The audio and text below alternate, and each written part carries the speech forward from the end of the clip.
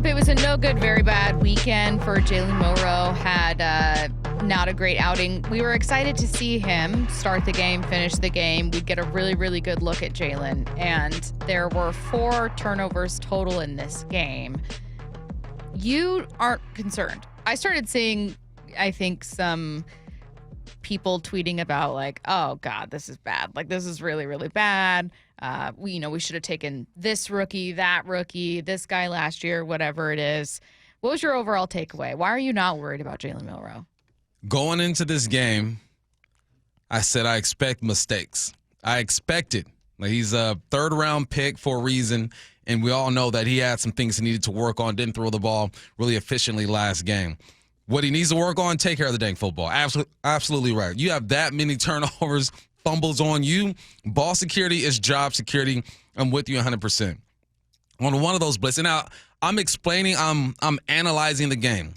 Now, if you're going to be simple-minded, small-minded, and think these are excuses, these are reasons why things happen. He does need to be better. But these are reasons. On a couple of those fumbles, he was blitzed on third down.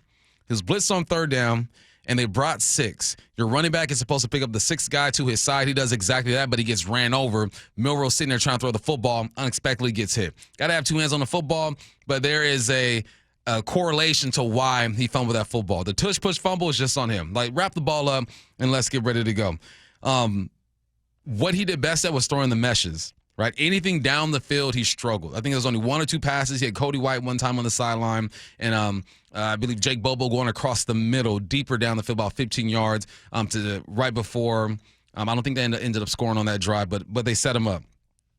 Throwing the ball on the sidelines, he's struggling at this point. He's just struggling. And I think that Kubiak could have done a better job setting him up. When we think of a Kubiak offense, we think of guys being under center, right?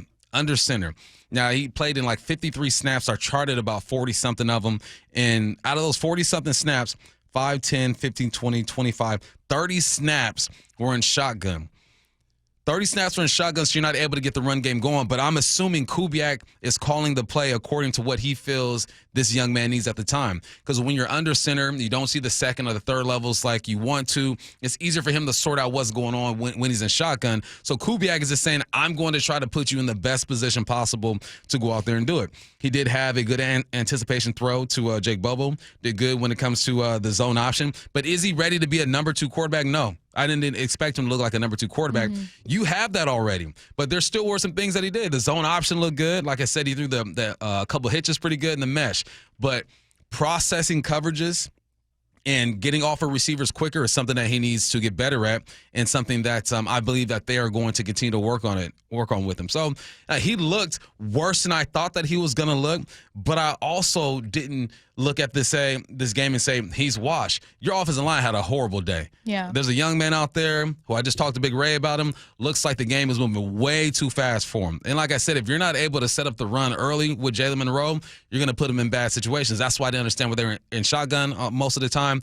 But I do understand, because I feel like Kubiak's like, I got to make him comfortable. You get into the the third or fourth quarter, then you start to see some under the center stuff a little bit. You get the run game going, and you can kind of see what they're trying to do with this young man. So it was a correlation of a whole bunch of stuff. You got receivers not catching catchable footballs. You have Jalen making poor decisions. You have a offensive coordinator who felt like he was kind of handcuffed to what he can really do in trying to set him up, and you couldn't really get that run game going. And that offensive line had a bad day. They had a bad day. So I'm not worried, because I don't expect him to be the number 2. He is a number 3 quarterback. And if he has to go into that game at some point during this year, if we go through our number 1 and our number 2, knock on wood, because of injury, yeah, it's going to look different, and he's probably going to struggle. He is a year or 2 away from even thinking about getting on the field. Okay, so here's one of those low moments. This is first fumble. 3rd down and 7. Milroe, look out. He's going to go down. Ball comes out.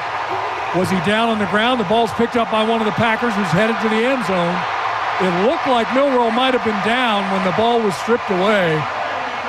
So far, the officials are saying touchdown. You know that's going to be reviewed, as all scores are. It was Kingsley Enagbare who grabbed the loose ball on the ground from Milroe and took off, and Jalen just had no time at all As he hit his back foot, he was surrounded and Okay, dropped. so this is the play you were talking about where it's like, look, that's just a lot of pressure. You're on third down. That running back's supposed to pick it up. He just gets bowled over, and then he gets sacked. Mm-hmm. Yeah, you want to hang on to the ball, but that's kind of like a welcome to the NFL, guys. It's a little harder, even third-string guys. One more thing. Text lines are correct. Kubiak didn't call this game, but he made the game plan. Yeah. It's not like his boy to say, you know what, Coobs, I'm doing my own thing. They called plays according to what they felt he can do. You mentioned liking some of those past plays, though, so let's focus on that for the latter half of this. I have one to Valdez-Scantling for 27 yards, one to Cody White. Obviously, you can do both. Is there one that you want to get to here? Cody White. Cody White? Yeah. Okay. Milroe takes the shotgun snap, stops, looks, throws, ball is caught, heading to the end zone. Touchdown, Seahawks! And it is White again, Cody White with the reception. 3 big plays on this drive, counting the punt return from 18 yards out. The throw just a little high, but it had to be to get over the defender. And White makes the catch, pulls it down in the end zone. 6 points, the Seahawks on the board now, 20-6. So you liked what you saw here? Yeah, and that's what he's best at. When Green Bay Packers showed pressure and they played man coverage, that was the best situation for Milroe because he can lock in on the receiver that he likes. And obviously Cody White has been trustworthy in the last couple of years to get some reps. He's going to stare down Cody White and say, you go ahead and make a play for me. The part that confused him is when he's pushing the ball down the field. You got 2 safeties rolling down to 1. You got a corner who's keeping outside leverage, who's trying to find Ricky Wright on 1. Those are the things where chemistry has to be developed and then just a real understanding of what you're seeing defensively. That play that he threw to Jake Bubble down near the goal line was beautiful. Single high, safety rolls down. Bubble's running a crossing route. That's where he's most comfortable throwing crossing routes. He waits for the flat defender to throws it before Bubble gets to the spot. Boom, and that's a flash where I'm thinking to myself, okay, there you go. There was a zone option where he ran for a couple first downs. I'm thinking, okay, there you go. So, yeah, once again, Kubiak didn't call the offense. He game planned for that thing. And the game plan from what I saw was that we got to make him comfortable in shotgun so we can see the defense. As the game went along, they said, all right, now we got to get him under center, try to get this run game going. I wish they would have treated him just like Sam Darnold when he was in there and put him under center. Get the run game going because now – when you're play action in the football, there's more influence, right? They're trying to run play action in shotgun, and that's what got Grubb in trouble last year. You're trying to run all this play action in shotgun. Man, linebackers got eyes on you the whole time. They see whether you're handing that football off or you're not. There's just less influence. There's a time and a place for that, but there's a reason for why they call the game the way they did, right? I'm not at practice with these guys every single day, and I understand why they did it, but I just felt like when he got into the second half and you got under center and you called it as if Sam Darnold was in there, he had a bit more success. I think it's also all relative. This day was only really disappointing to you if you thought that Milroe had any shot to be the future right now. Yeah. I don't think the majority of Seahawks fans did. I think the vast majority of Seahawks fans saw Milroe taken as kind of a flyer in the third round and we're like, oh, cool, we'll see if he works out. Right. That would be really cool if he did. If not, always good to have some extra depth at quarterback. Maybe you have some special packages where you're working him in, but this is Sam Darnold's team and Drew Lock is the number 2 guy. That's how the vast majority, I think, of Seahawks fans have seen that quarterback room stacking up. There's just kind of the odd person out that understandably wants a little bit of excitement or a little bit of surprise from that room. That's the only person disappointed from this game. Yeah. Your I don't think expectations there's much were more just that a you can bit take from different. it. Yeah. You expected him to look like a backup. We already got one of those. Yeah.